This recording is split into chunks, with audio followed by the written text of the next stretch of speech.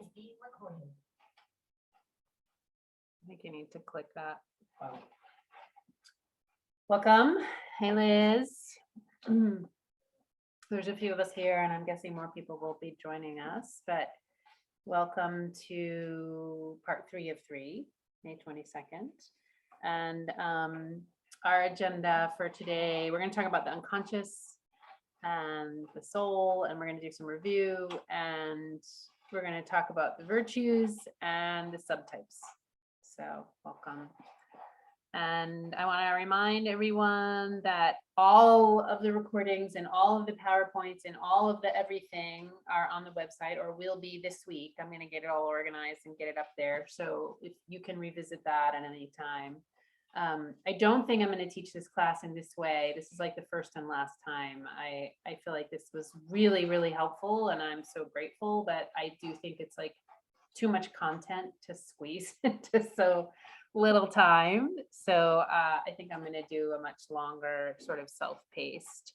And I did put this website link in the chat. So if you need to be reminded about where that website is, and I'll also send it out by email. Welcome, Leonard. So I just want to start with this quote from Hannah Emerson, the poet. Please try to kiss the animal inside you that's trying to bite you. Please try to kiss the animal inside you that's trying to bite you. And yeah, I want to spend a little time right up front here talking about the unconscious. Jung said, until you make the unconscious conscious, it will control your life and you will call it fate. And the picture of the iceberg behind this quote is very fitting. Freud talked about the mind is like an iceberg.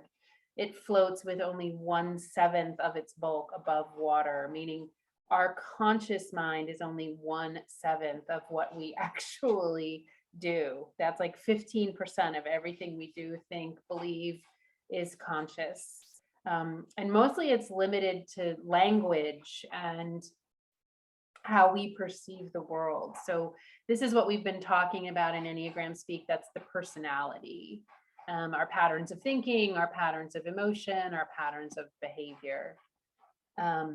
So it's the unconscious mind that sort of represents everything else in the body-mind system. And it's basically the unknown.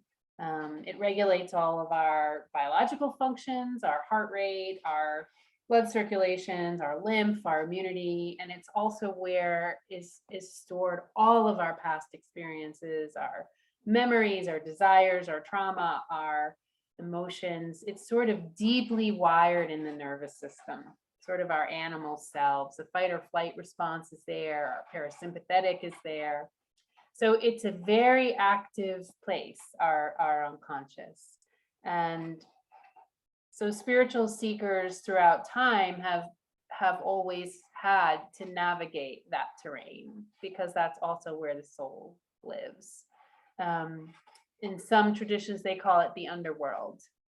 I love Robert Bly's work, and Robert Bly passed recently, but he always called it ashes work, because the ashes in the castles of old, you would tend to the fireplace in the basement, and there were servants that would filter out the ashes. And he talked about soul work as the ashes work, because you go to the basement, you go to the unconscious, you go to the underworld, and you become a servant. You become the servant of the soul. So the master here is the soul, and we become the apprentice. And this is immensely, immensely powerful. So I just want to remind us, like, it's big work, this Enneagram work. And it's also, when we do work at that level, it really creates lasting and real change, right? This is the place of big transformation. So this is a quote from Ben Saltzman, who says, the Enneagram is so precise at mapping our unconscious world. It's it's kind of the background behind us, the water we swim in that we don't even know we're in. So I just wanted to take a moment and encourage folks to not feel, well, to not feel discouraged. You can feel overwhelmed, but just don't feel discouraged. Like when you said what you said, Shane, if you want to share that in a minute, I just want to say it's a deeply esoteric system. And the Enneagram is the doorway to the soul. So I don't know if you want to share what you were saying when you walked in. Oh, just that I'm so new to this that I'm just kind of I'm allowing myself for this first year to really just let the material glide over me without getting consumed or fixated and not knowing things. Right. It's such a long. Right. Welcome, Ada.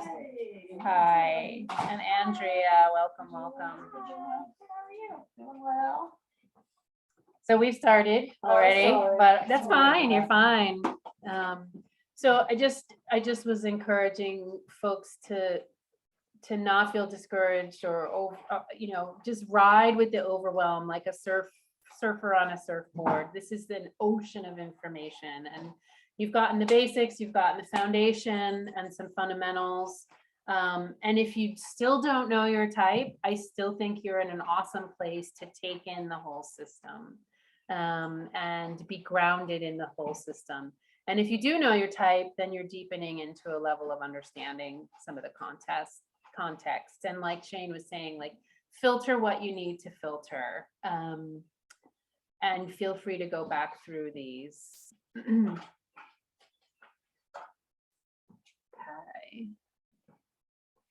So I started with a quote, which I'll share with Ada and Andrea. Oh, I didn't see yours.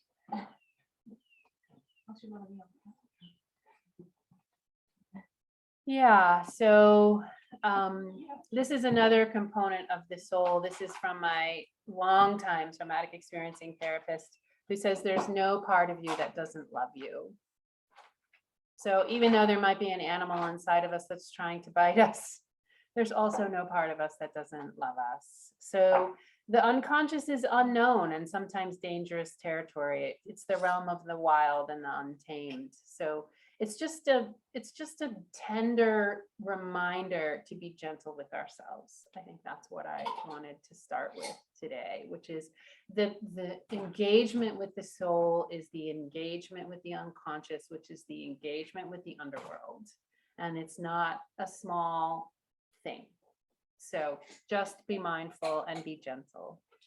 And then, again, to remind us of the process of self-inquiry, noticing is huge. Just noticing. If you're having all this information come in about the Enneagram, and then you can just watch and notice in yourself and others. Like that's step one. If you don't get beyond that, that's more than most people do in their lifetimes. Okay. Okay. So what we did last week in terms of the home inquiry is, how does your personality show up? What does it protect you from? How does it serve you? And what is the cost? And I just want to open it up, since we're such a small group tonight. Many people have contacted me and said, oh, I'm going to watch the recording. But does anybody have thoughts about this that they want to share? How does a personality show up?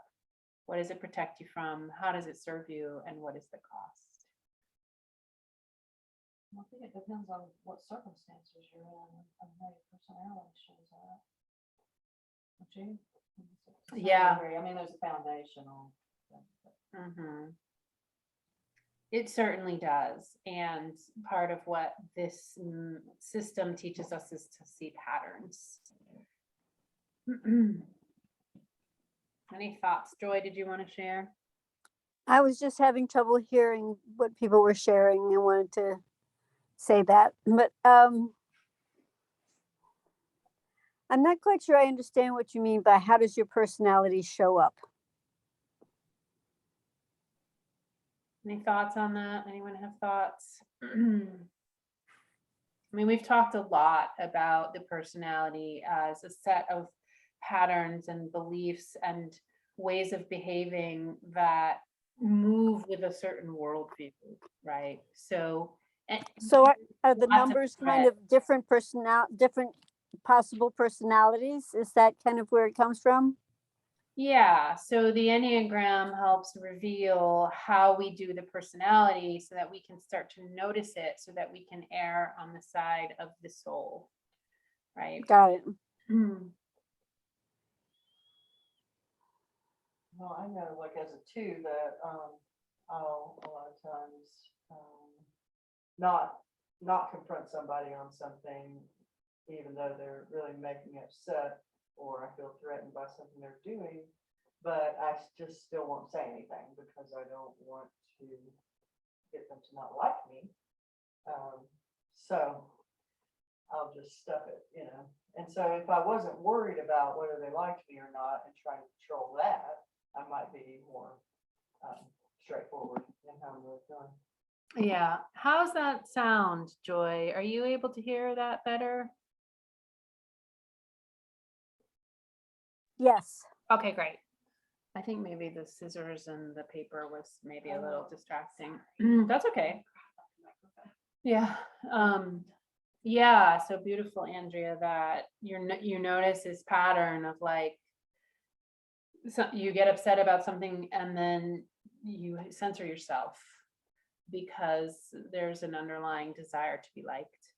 Beautiful. That's a beautiful noticing. Yeah. Anyone else want to share? How did your personality show up?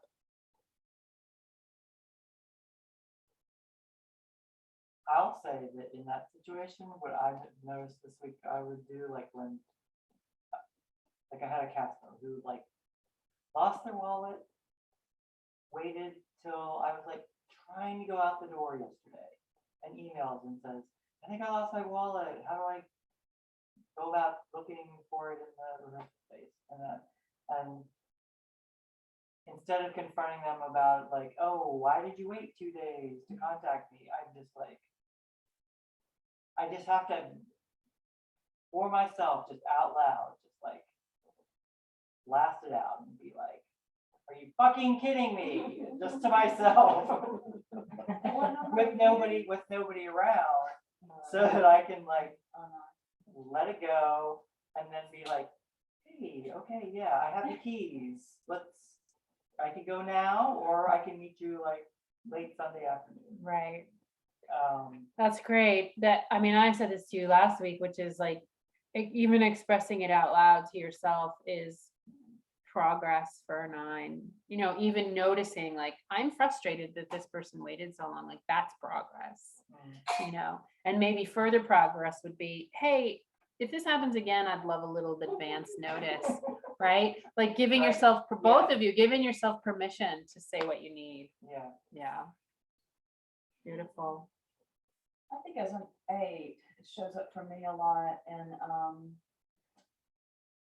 I think in my love and care of other people, and given that I think the world is a brutal and unfair place, I generally feel like I can take care of myself, but my friends and the people in my life that I love and care about, I often sort of see them being brutalized or sort of letting themselves be brutalized, in my opinion, you know, whatever their experience is, although they're usually, you know, complaining to me about it, that they're being brutalized or being treated unfairly. And so I think that my knee-jerk reaction is an unhealthy one, which is, well, I'll just go kick their ass for you, or I'll take care of this for you because I know how to do this.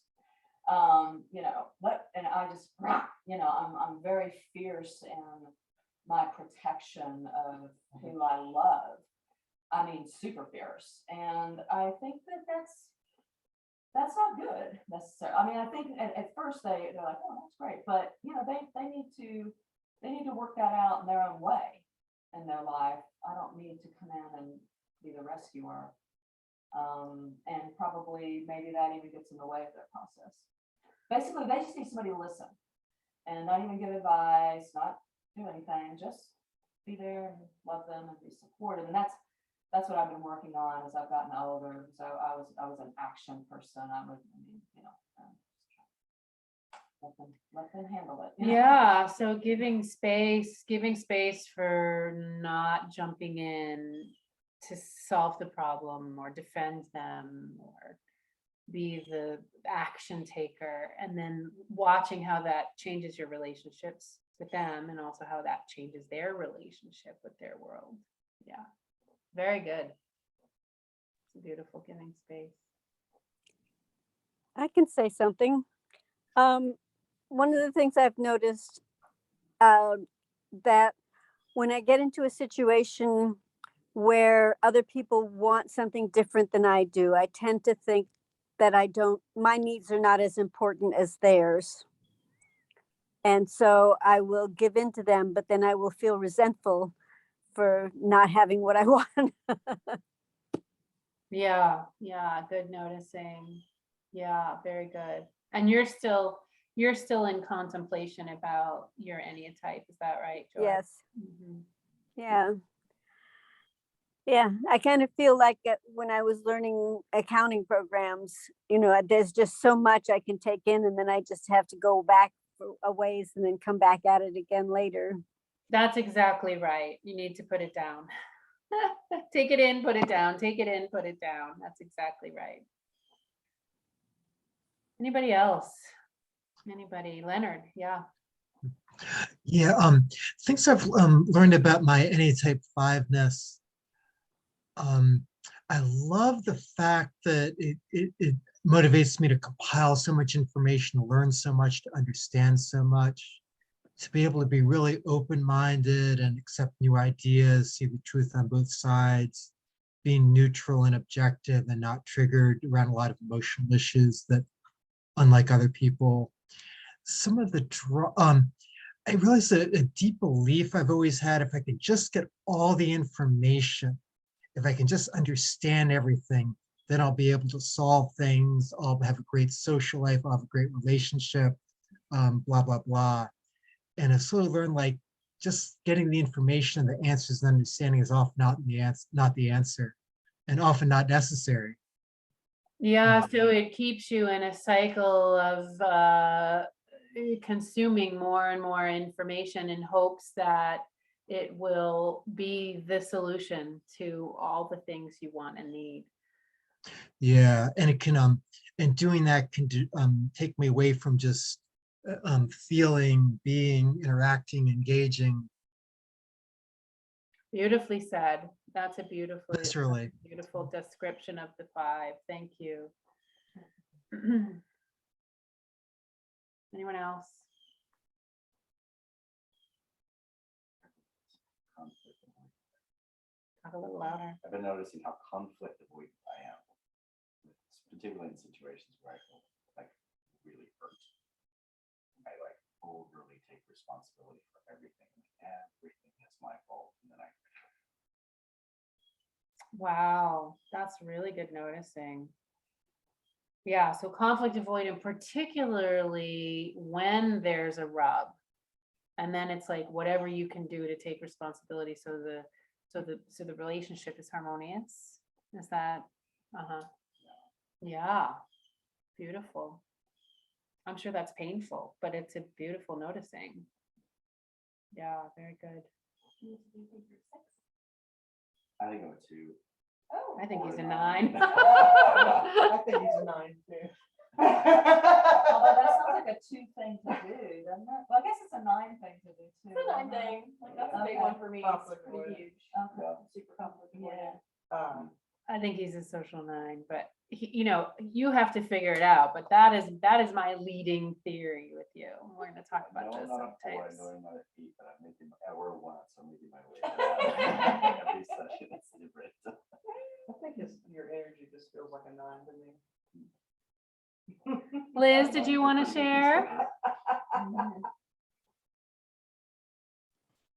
Yeah, I guess I was thinking about how I like for people when I'm in social situations with people, I like for people to feel comfortable.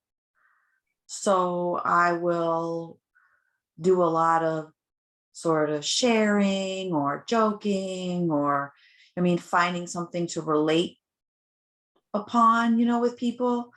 And that's, because I guess it protects me because it makes me feel welcome, or at least I think I am. But I like it because I do, I like to put people at ease. I like for people around me to be at ease, as much as I can.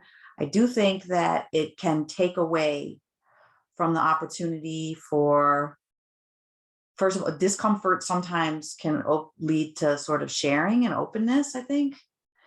And then it also takes away the chance for somebody else to try and make me feel comfortable, or, to show their lights or something. You know what I mean? Yeah, Yeah. beautiful. Emotionally reactive habits. That's a beautiful way to think about it. And then, the invitation is noticing and giving space. Those are the first two steps. And then once we do that, we might have more relationship to shift it. But that's beautiful. Thank you, Liz. There's a lot of caretakers in the room right now. I can share one of mine, which is being really sensitive to rejection, that I can perceive rejection even when there is none. And what that protects me from is, which is such an oxymoron, like perceiving rejection triggers the feelings of abandonment, but I'm trying to protect myself from abandonment, and then I feel abandoned. So it's how the personality works. We think we're trying to protect ourselves from the thing that we actually create. And whenever I do that these days, thankfully I've worked with it long enough, I'm like, is that actually really true? And maybe something else is going on with that person, and I have like a little bit more space to inquire about what's going on for them. Cool. All right. So I just want to review a little bit from last week. We talked about the wings, which are the two neighbors on either side of us. And we lean towards one neighbor, usually more than the other. We also talked about the inner triangle, or sometimes called the inner flow, which are the integration and disintegration points. I sent you an email quoting Sandra Maitre's book, which was so awesome, and I encourage you to read it if you haven't seen it. She calls the disintegration point the defended point, meaning it's where we go with the path of least resistance. It takes us further away from our soul. It's the place that we know we can go, and it's a bit of an escape. And the integration point she calls the heart point, or the soul child point. I want to read you another little piece from her, which is, our integration point is the place we were not allowed or encouraged as children. We suppressed them, and we developed our Enneagram as a counterpoint to them, sort of an overlay, a layer over. Therefore, the aspects of the heart point are closer to our core. Our main Enneatype, interestingly enough, from her perspective, serves as a way to suppress our heart point.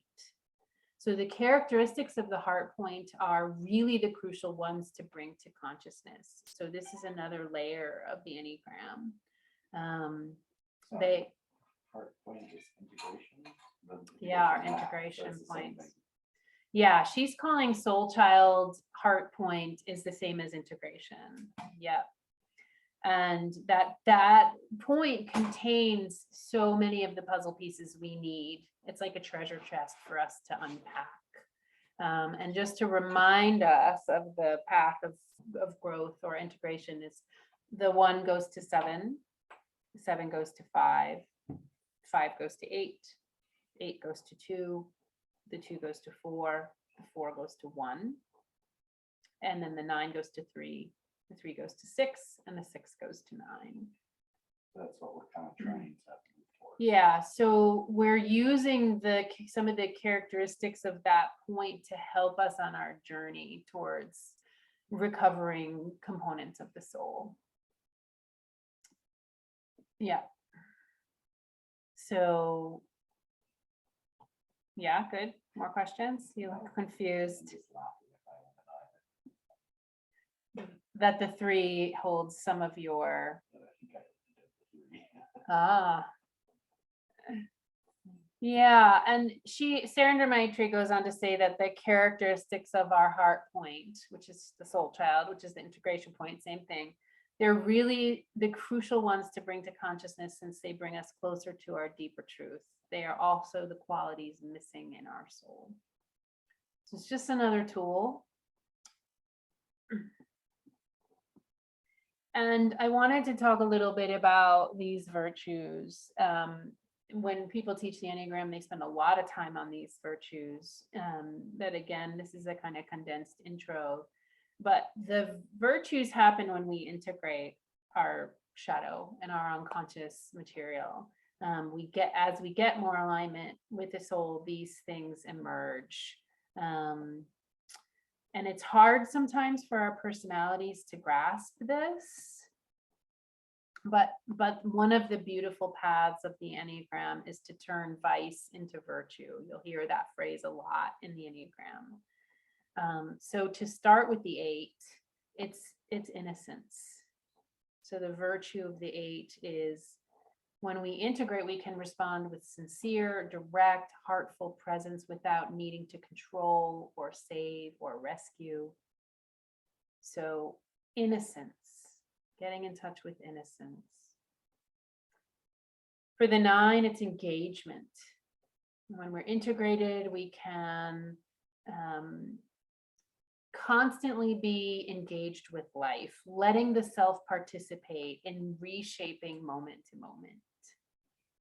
We don't have to take ourselves out of the equation. Does that resonate for 9s? Engagement.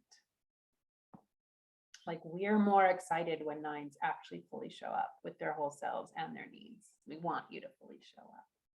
We want 8s to be innocent. This is what's going to make us more accessible to relationship.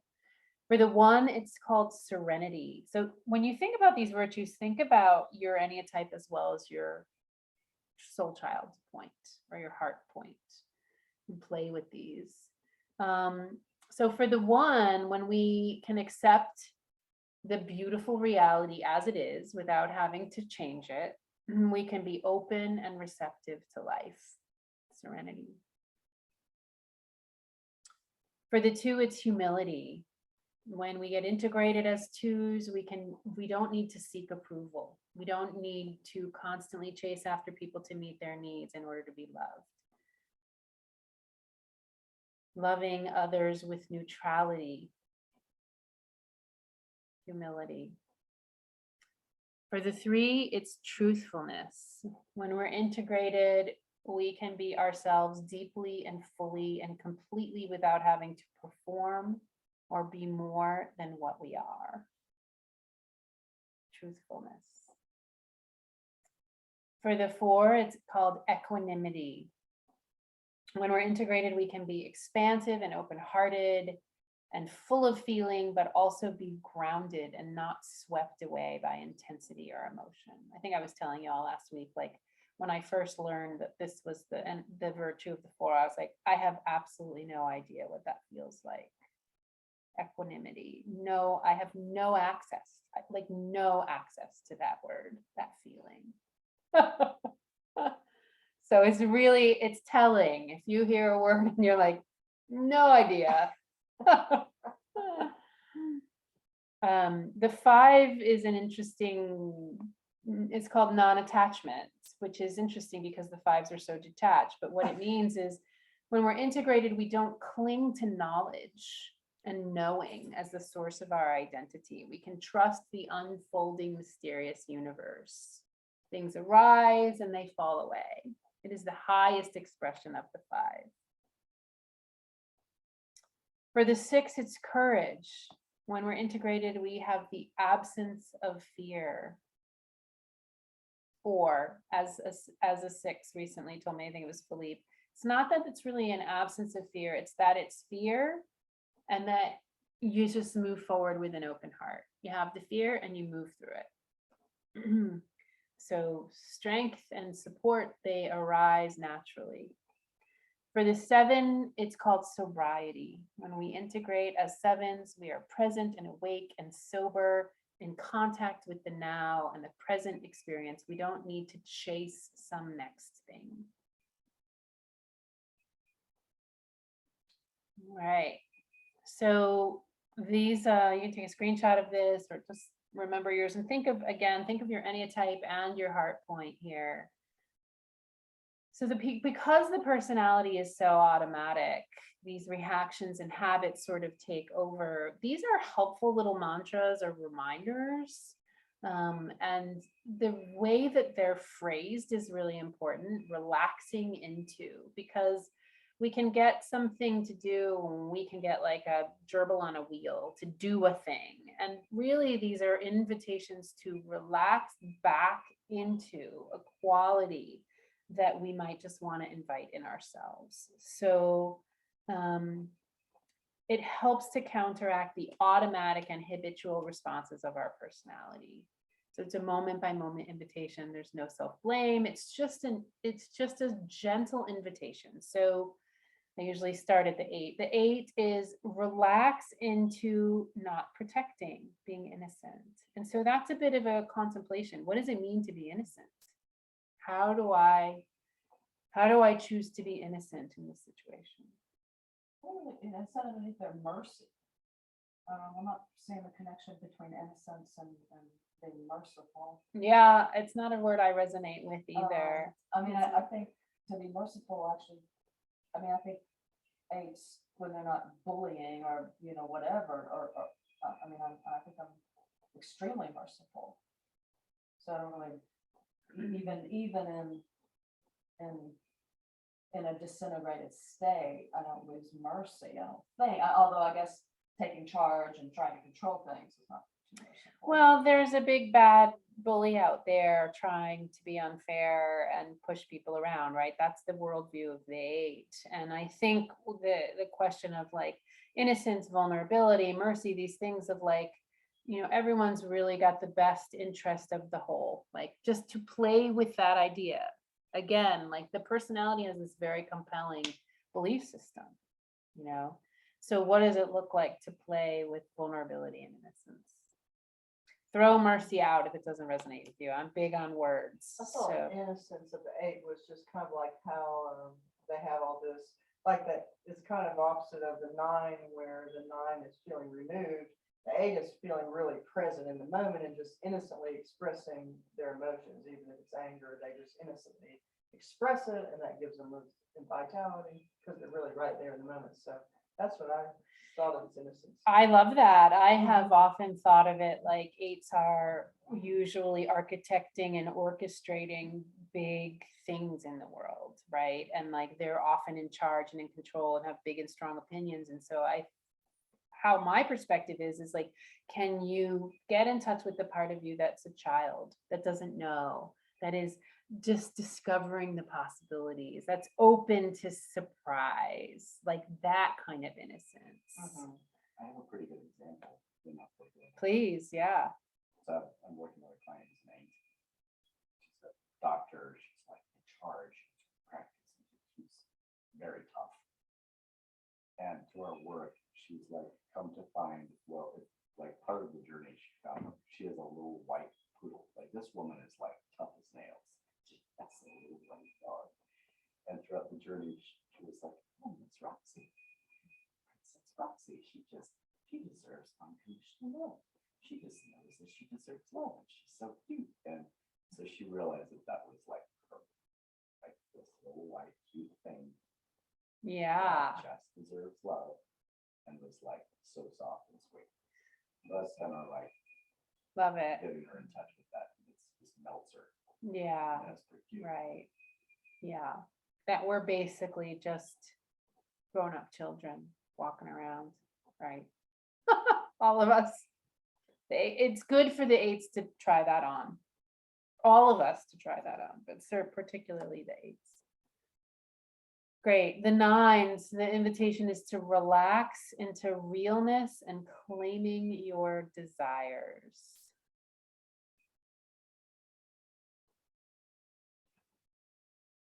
For the 1, the invitation is to relax into acceptance and not improving anything. This is my soul child as a 4. That's a hard one. Accepting the world how it is, accepting relationships how they are, accepting myself as I am. Right? This is like the invitation. All right, 2s, relax into stepping back, not helping and receiving. Big stuff for a 2, right? Big stuff. For the 3s, it's relaxing into non-doing, just existing. Being a human being. For the 4, it's relaxing into what's here now instead of what's missing, and also the sacred mundane. For the 5, it's relaxing into letting go of facts and opening to life. The 6, it's relaxing into the present moment, and that at this very moment, it's safe. And for the 7, it's relaxing into constancy and not seeking the next thing.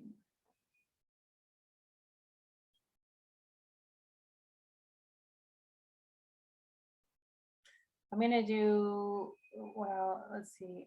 Okay, yeah. So this is another Sandra Maitri. I got so into Sandra Maitri this week when I was like typing y'all the whole soul child thing. She says, for real transformation to occur, which means a shift in our soul's center of gravity from personality to essence, we need to know ourselves as essence in a way that is beyond doubt.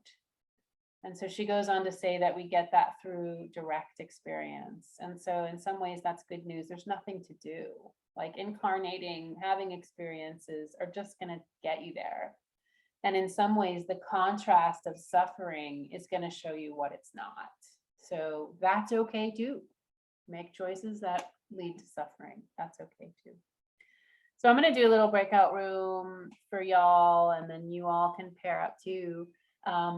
Take one of the virtues or 2 of the virtues, and I'll shift back to that slide, maybe your Enneagram type and your soul child, and talk about them a little bit. Like, how is that word landing in you? So again, the path of growth is the 1 goes to 7, 7 goes to 5, 5 goes to 8, 8 goes to 2, 2 goes to 4, 4 goes to 1. And then 9 goes to 3, 3 goes to 6, 6 goes to 9. So if you don't know your Enneagram type, just pick 2 that resonated with you on some level. So let me do this. How long do we think is 8 minutes? Does 8 minutes feel like enough? The 3 of you are going to be together in a breakout room, Joy and Liz and Leonard. Does that feel like enough? Okay. And let me just show this screen one more time with the virtues. So you could take a screenshot of it if you want, and I'll go ahead and leave that up on the room here. Okay. Let me take you out. Yeah. I don't really relate to it. Yeah. Thank you.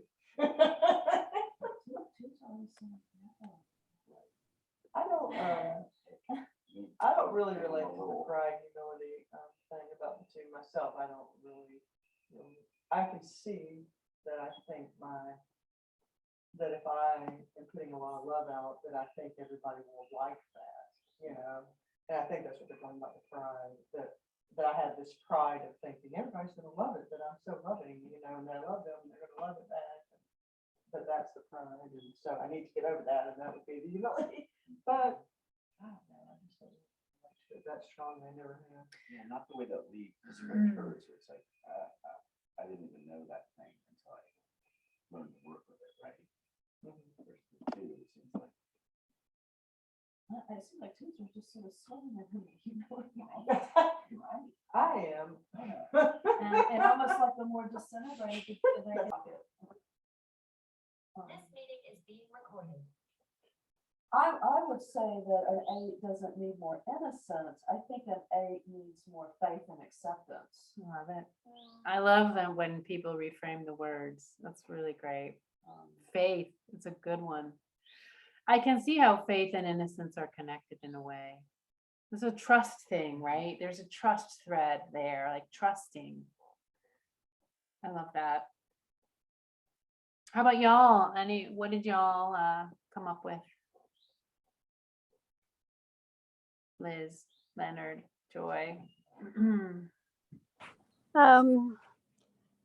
Liz and I both seem to still be looking at how to define ourselves, and I'm and trying to look at not only the number but the wings and the integration, disintegration, and how those things fit, Yeah. and that kind of stuff.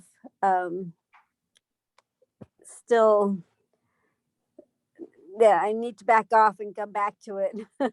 Yeah, totally. Putting it down. And how about you, Leonard? Anything about the non-attachment? Certainly that I've spent so much of my life, I got to get this, I got to get this way, I got to hold on to this person, this relationship, this has got to be this way, that can't be right. Versus a picture of it's like intellectually wrong or contradictory. No, it can't be.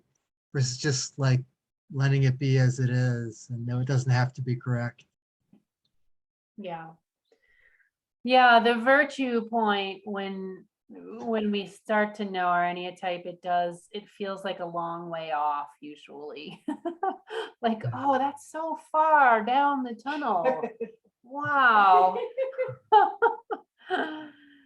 And when I saw it, it struck me non-attachment is Buddhism, and Buddha has been typed as 5. I was like, oh my God. Has been what? But Buddha has been typed as a 5, right? It's a 5 religion. Buddhism is a very 5 religion. Like, you've got all of these things, to these knowledge pieces, and it's the middle way, it's the balance, and yeah, this non-attachment. Although, I've heard there's this great book out about describing this non-attachment or lack of desire to the Western mind, because we hear that thing and we think, oh, I'm not supposed to have desire, which is not really what Buddhism is trying to say. It's a much more esoteric idea. But I love what you're saying, Leonard, which is instead of the 5 feeling desperate to hold on to a piece of knowledge that's going to keep them safe, that the letting go, the surrender process. Very good. Okay. Okay. Anything else about the virtues? Relaxing into. These are sort of the prescriptions for. Oh, this is something you can do as a homework assignment if you choose to, which is think of a time you were connected to awe, because that can really take us into a feeling of soulfulness. So that could be a home inquiry. Take a moment to think of a time you were connected to awe. So this is going to be the big teaching for today, and it's another whole component of a Sacred Threes. And if you are not ready to take this in, don't take it in. Just let it flow over you like water. If you're ready to take it in, great. You can always come back to it another time. So there are 3 subtypes to each Enneatype. So that turns the system into 27 types. So in addition to the wings and in addition to the inner triangle or the inner flow, there's these subtypes. And they're called instinctual variants. They're these automatic biological drives, this sort of deep animal wisdom. And like the Enneagram, these don't change for us because they get developed very early on in our lives. But they're very different from each other, so it influences how the type looks. So self-preservation, social, and sexual, often called intimate or often called one-on-one. Sexual is what is the phrase I'm going to use. And they're always listed in this order: self-preservation, social, sexual. So whenever you see a list, it's this order. This woman I'm in love with right now, and her podcast, I think I shared last week, which is Enneagram 2.0, and it's Beatrice Chestnut. And she studied with Naranjo. She's out on the West Coast. Her podcast, Enneagram 2.0, is with Iranio Pais, is her co-partner. She's a 2, he's a 5. But this book is called The 27 Paths to Greater Self-Knowledge. And she goes really deeply. She took Naranjo's teachings of the subtypes and really focused on that. I mean, she has her PhD in the Enneagram, like the subtypes is her jam. So if you want to do subtype work, these are the folks. I'm so into this right now. It's like a treasure trove. And it can really unlock some things. Like when I discovered my subtype, like there's something about the whole Enneagram that fell into place for me in a way that it had never had before. And it was partly because of the way Beatrice wrote about it. She was so beautiful. So this self-preservation version of the 4, and I'm going to tell you a little bit, they used to call it Reckless Dauntless. There's a nickname for each one. And I was like, what the hell does that mean? I have no idea what that even means. But Beatrice took the original work from Naranjo and she named the self-preservation subtype 4, she called it tenacity. And immediately I got it. I was like, oh, right. The tenaciousness that I have lived my life with, like that's the defense system I'm running out of. So it was like a lightning bolt for me, this subtype work. And it's sort of advanced, only go there if you're ready to go there. I do think it's one of the most misunderstood or unexplored aspects of the Enneagram. Even in Sandra Maitre's book, she doesn't do this, that she does a great job with the basics, but she does not do justice to the subtypes. And I think Beatrice Chestnut is the queen of the subtypes. So self-preservation. The self-preservation subtype is tuned into, do I have enough resources and am I self-reliant enough to survive? The social subtype is tuned into the collective to survive.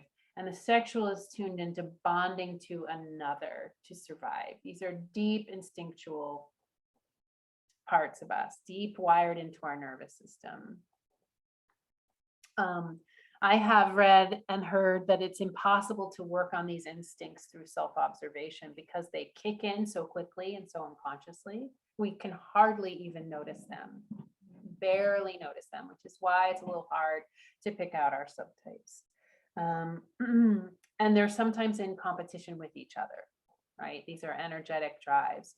So the sequence is really important because according to the Enneagram, we each have a primary subtype, a secondary subtype, and then the third one is usually regressed or repressed.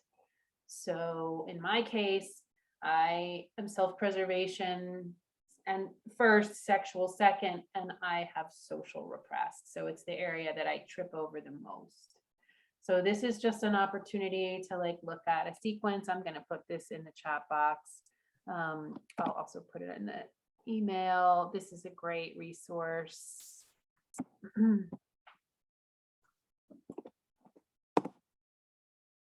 Okay.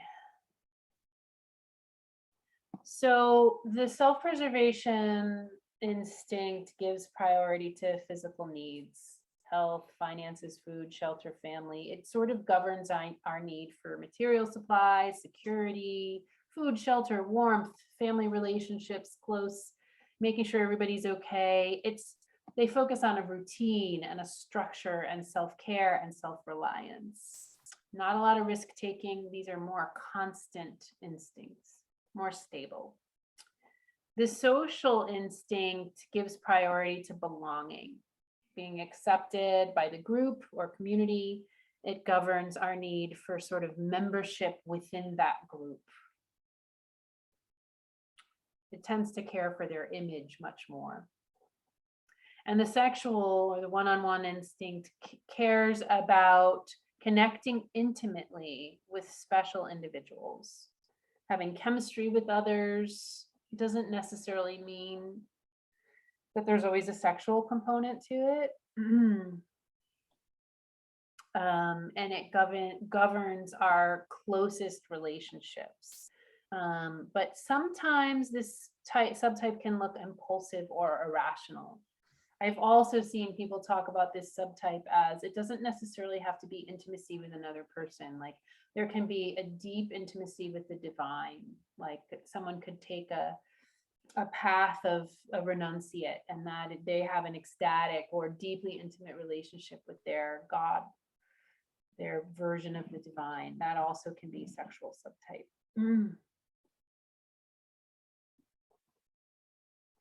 Okay. So the self-preservation asks, do I exist? This happened in very early bonding, right? As very early infants. Do I exist? The social is, do I belong, right? So after we are born and, at some point in our early childhood, we are realizing the larger context of our surroundings, right? We're in a community, we're in a family, there's people around. Then we go to school, we have schoolmates. So do I belong is the big question of the social subtype. And then this, as we have a growing awareness of these relationships, we have these primary relationships, our mother, our father, or our caretakers. And the question is, am I loved? So I'm not going to go into this too deeply because my sense is it's just too much, too much to learn. But each one of these has a bit of a nickname. And this is, I listed the link there. You can also look online, but these are the nicknames of all of the subtypes. So again, the first one listed is self-preservation. The second one is social. And the third one is sexual.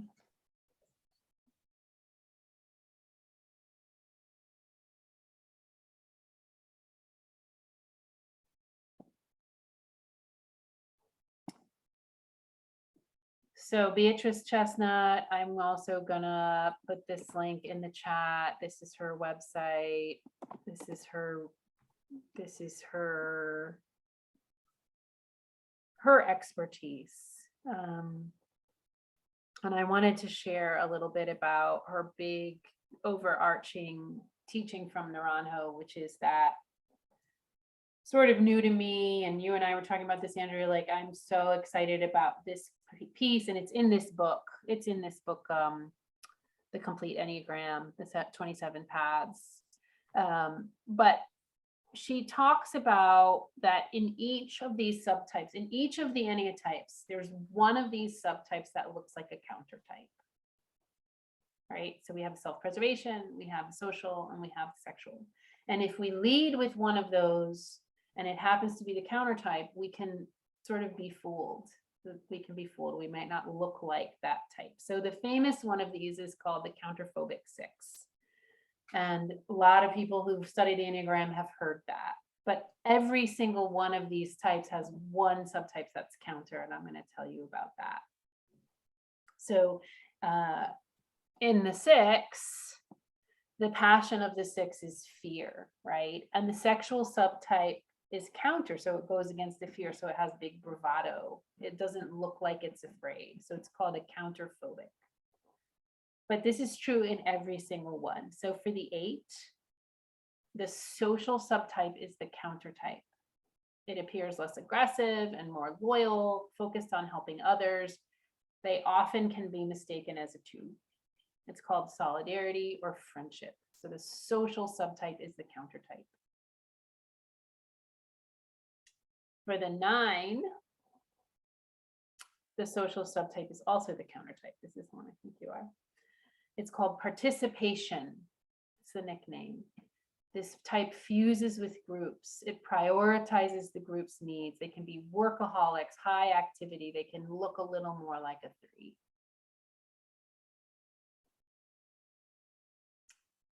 For the 1, the counter type is the sexual subtype. It's called zeal. They really focus on improving others. They do a lot of their change. They want to change things often in others. And they can be sort of more angry and impulsive. They have this sort of sexual push to them. And so they can look counter to the 1s, because the 1s are always trying to mediate their anger. But the sexual subtype 1 can feel intense and sort of larger than life. Yeah. So remind me of the difference, what's a counter subtype versus a what? Actual Yeah. subtype, or, I mean, Right. what's the- 2 of the subtypes sort of go with the flow of that type, Okay. right?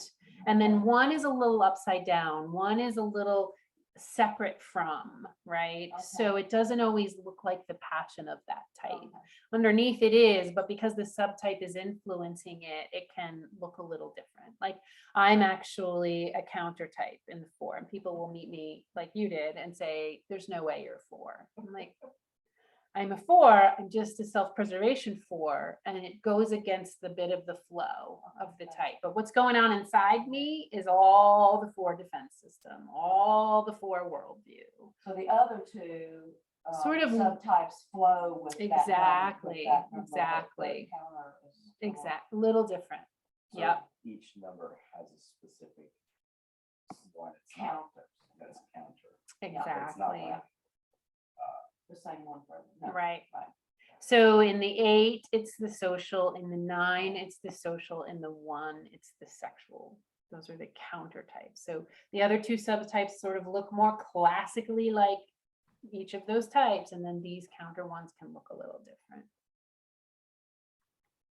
Yeah, so far so good. Okay, so the 2, the self-preservation is the counter subtype, and it's called seduction. Me first, you mean. No, No, no, not the- seduction. Me first is another way to say it. Yeah, me So first. seduction is the sexual. Oh, yeah, you're right. You're right. That's interesting because I was looking it up in Beatrice's book. It's interesting. I'll double check it, but she talks about how self-preservation 2s really they're a little more childlike, and they look for special treatment, and they want other people to take care of them. So they're a little bit more transparent about what they're trying to get. They're a little bit less taking care of other people and more like, hey, how about me? I mean, it's almost a paradox It is. for a 2 to be Right. a self-preservation. Exactly. type. Exactly. Let me just look up the 27 subtypes.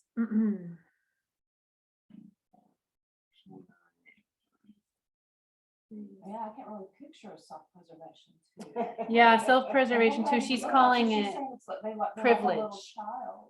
right. Yeah, she says self-preservation. So she calls it privilege. You're right. I got it wrong here. It's privilege or me first.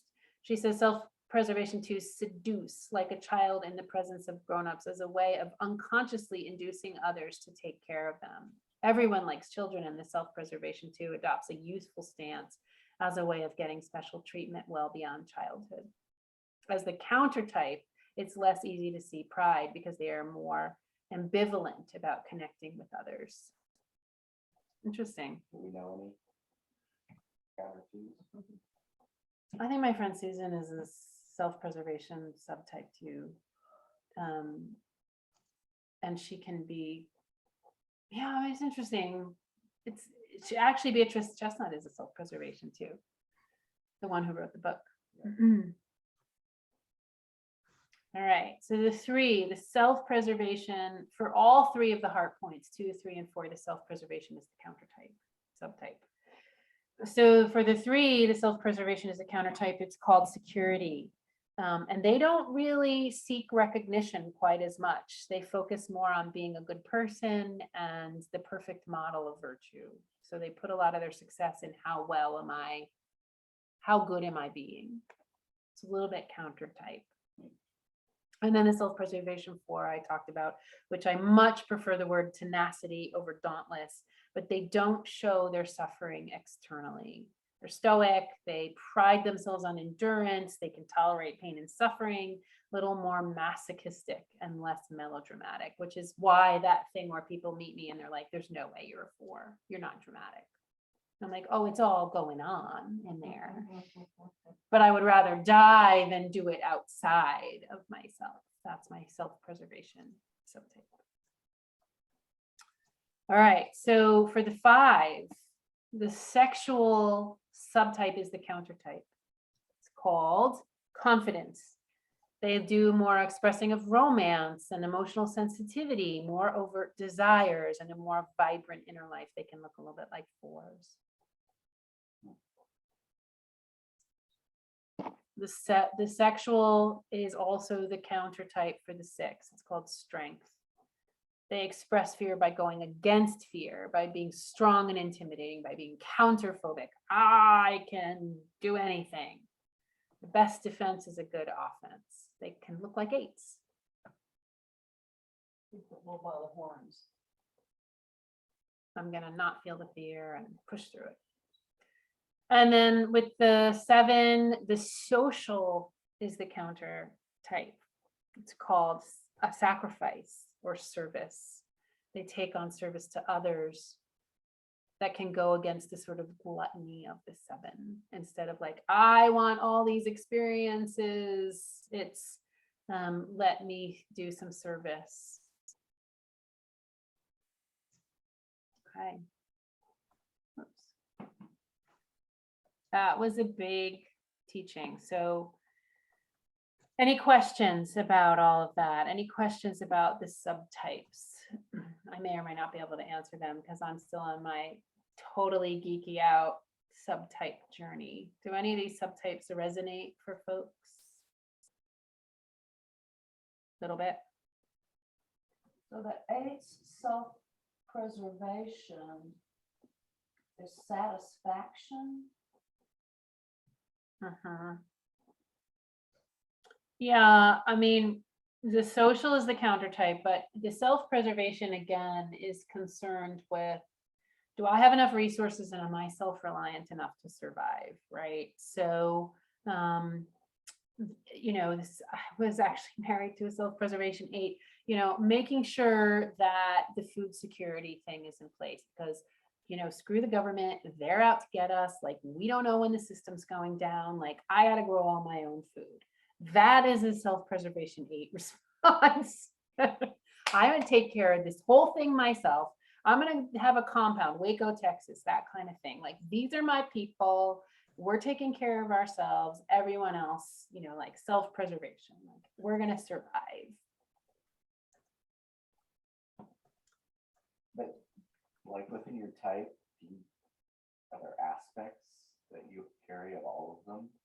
There are, and again, the Enneagram world says we have 1 dominant subtype, 1 secondary subtype, and 1 repressed subtype.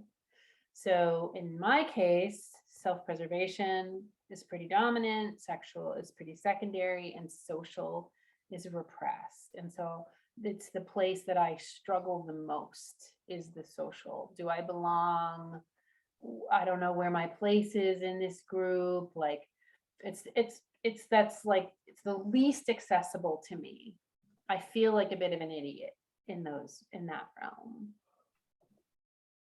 But the self-preservation and the sexual are really close for me. It's hard for me to actually know which one of them is primary, but I'm pretty sure self-pres is primary. And that tenacity thing, like when I figured that out, I was like, oh my God, like the tenacity with which I bulldog my way through things. I mean, I ran a nonprofit organization for years. That's another thing people say. They say, there's no way you could be a 4, you have too much leadership. I'm like, I just got through it. That's the self-preservation influence.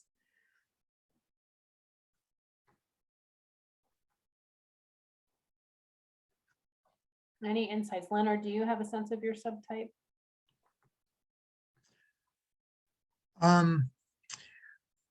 Even though I've been obsessed with the Enneagram 25 years, I'm still not clear. For many, many years, I was confident that I was self-pres, but I just felt like I was always concerned about getting my needs met. But now I don't think self-pres is my primary. Um, I'm inclined towards sexual, but I really don't know. I think I'm rather well balanced. I can see the sexual subtype for you. That's interesting. Yeah. Yeah. The self-pres fives, you never see them. They live in a basement, right? They're online. They don't have relationship. Like, it's sort of like the five combined with the self-pres, like they call it the castle. They Hermit. need a Yeah. sanctuary in which to feel protected all the time. They hide. They do a lot of hiding. I mean, maybe you do that too, but I know you in a, in a group context. And so I don't know, like, it does seem like your focus on relationships is, Oh yeah, I could be at a like a super cuddly, super intimate thing all day, every day for a week. And so yeah, new culture, right? Yeah. Yeah. Yeah. So I think sexual is up there. Maybe it's primary, maybe it's secondary. But if you're that into the Enneagram, like if you 25 years in, I feel like if you studied the subtypes, you'd have so much open up for you. It has been so profound for me. So profound. Yeah. And one thing I've heard that that your weakest subtype is the one you tend to neglect. Yes. And I thought to myself, like, oh my God, yeah, I'm always going to these millions of events, studying all this stuff in the world, but my house is a mess. I haven't done my taxes for 5 years. There you go. There you go. So you're either social first and sexual second, or sexual first and social second, because self-preservations would never neglect their taxes. Okay. Yeah.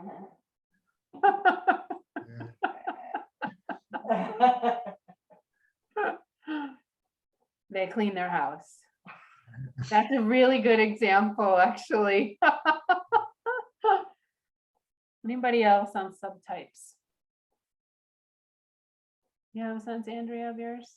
I think of sexual subtype and then social and then self-preservation, but when I went to a Enneagram workshop with Russ Hudson, they were saying that the thing that made you more compatible with somebody else was really the subtype, that if you're looking for a relationship, really better to get somebody of your same subtype, which I can kind of see Kind of the makes more, sense. the way I thought, I mean, noticed it Yeah. now is, yeah, because that's just what that person thinks is important, and they have the same priority, so, if they're not the same subtype, or at least at the top two, they're not gonna find the same things. I love that.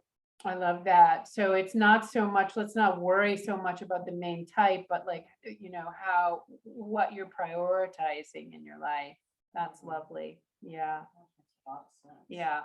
And when you said it was so kind of subconscious, that it happens so fast, it's even more subconscious than the main type, that Right. you don't realize.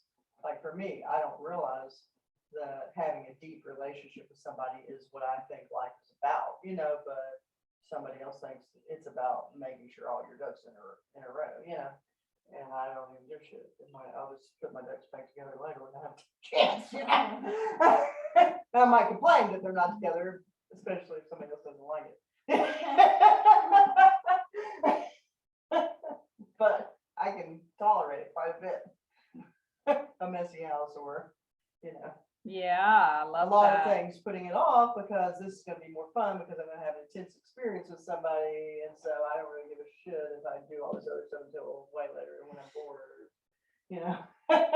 Yeah, the Enneagram 2.0 podcast had a really, really great, I'll try to find which one it was. And Arania went through this list, and he gave the characteristics of the 6 different categories, like whether you lead with sexual, and then what's next and what's next. And like he spelled out the characteristics of these, regardless of the Enneatype. But like, if you lead with sexual, if your social's next and your self-present, this is what it looks like. It was really good, really, really good. But again, it's a little advanced. So I'll send that When I out. went to that workshop, this was amazing. I'll never forget. He had he called up everybody in the audience who was like, first it was the self-preservation type. He called up on the stage. So you could see a whole group of self-preservation people, and they all were wearing really earthy tones. They all looked like they were contractors or something, like they all had on, very utilitarian earth tones, and they just seemed very independent. He said it was like they're all their own brush stroke, that their energy was just like independent, like Love it. self-contained, strong, that. And then he had the social come up there, and they all kind of sat together, and then whenever if they heard a noise in the room, they were just like all like this at the same time. All of their heads were like this.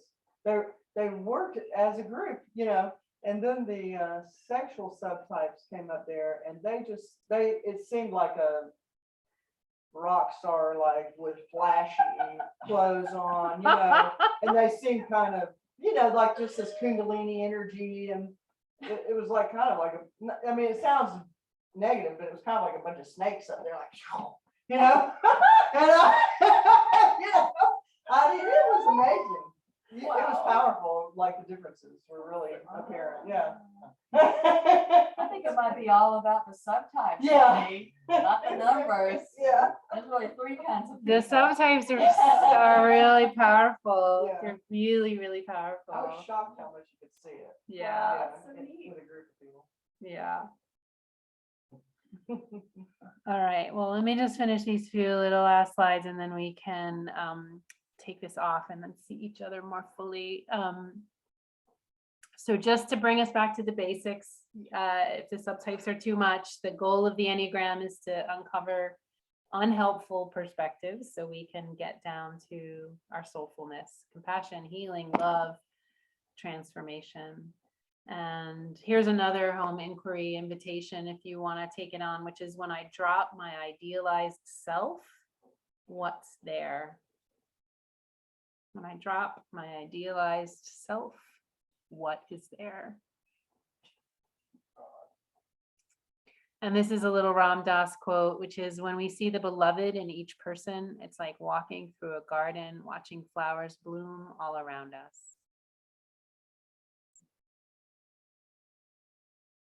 Yeah, when we know it's safe, our hearts can open. And when our hearts open, that's our essence. So these are navigating our worldviews so we can begin to see the world as safe. So let me stop sharing. Great. I think you would have to pin the gallery view instead of, if you want to pin the gallery view on your iPad. So let's just stay together for these last 10 minutes. I'd love to hear reflections, where people are at.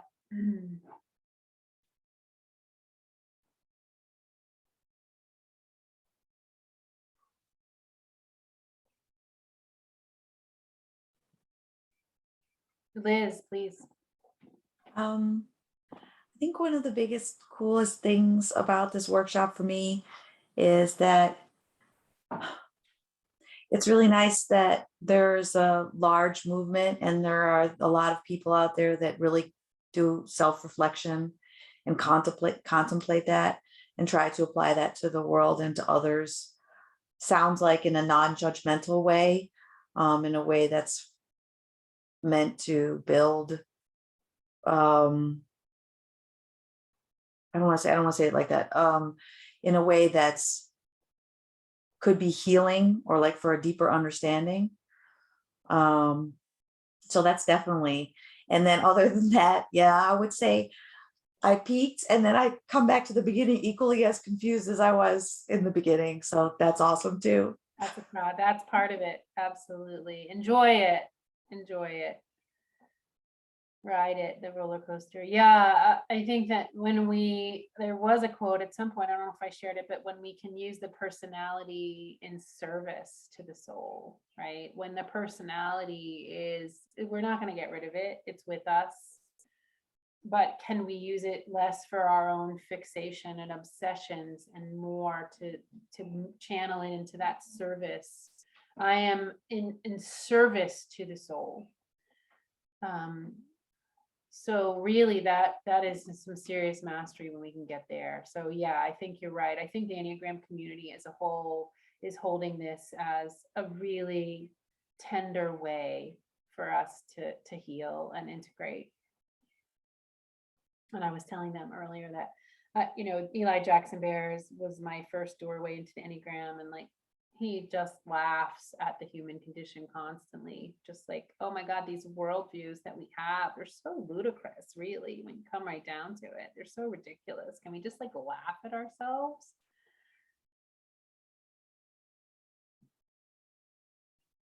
Anyone else want to check in? How is this all living in you? What's alive in you? What do you want to check out with? What are you inspired by? Anybody inspired by the subtypes? Geek out about the subtypes. Woo!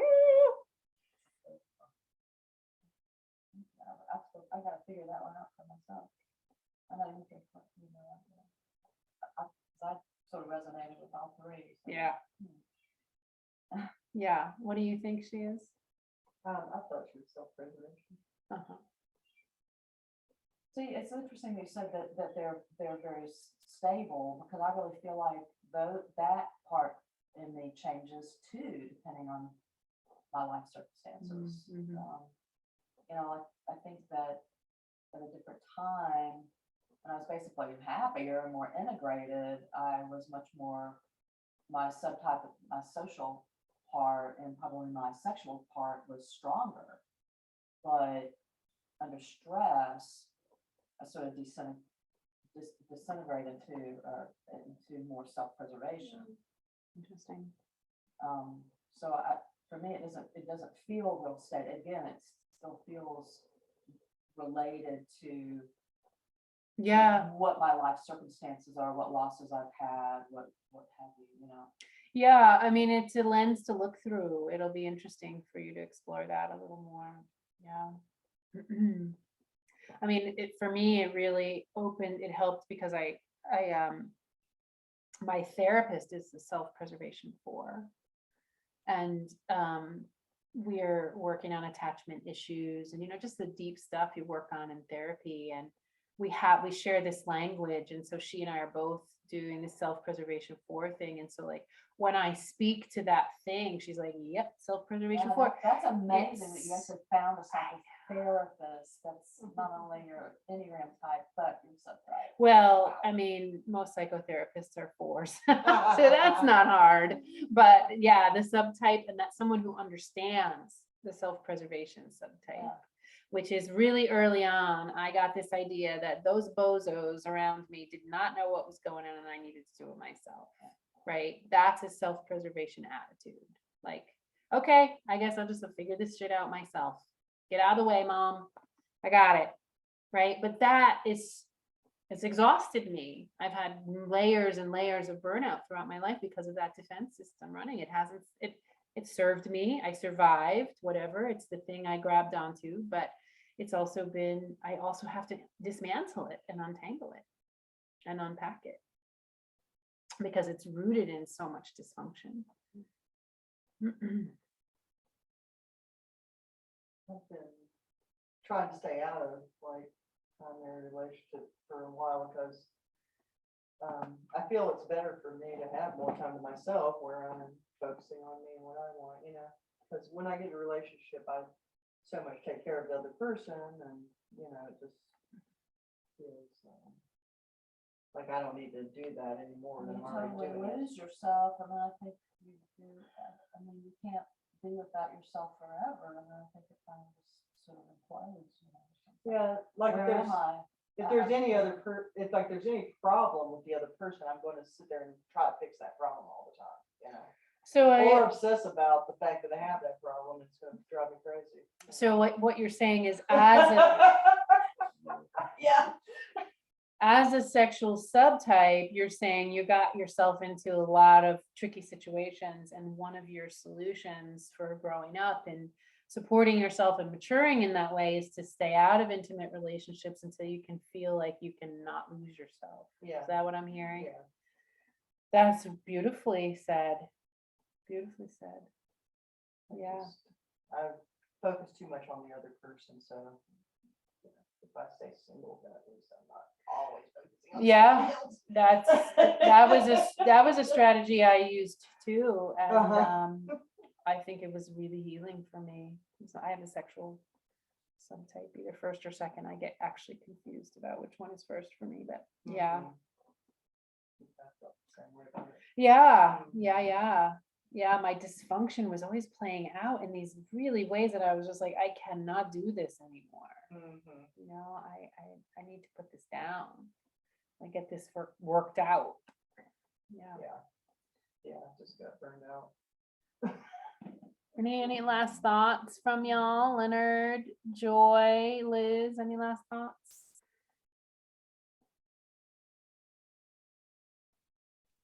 Thank you for the wonderful class. Thank you for being here, Leonard. It's really good to see you. You too. Are you going to New Culture again this year? I think I'm going to Autumn Convergence in Northern California in the fall. I'll have to Yeah, and I check. just came back from Hawaii, which is wonderful. Winter camp? Spring camp. Oh, spring camp. Yeah. And I hope to go to winter camp next year. It's so wonderful. Great to see you. Yeah, Bye, thank Joy. I you. see your ceiling fan, but I don't know what's going on there.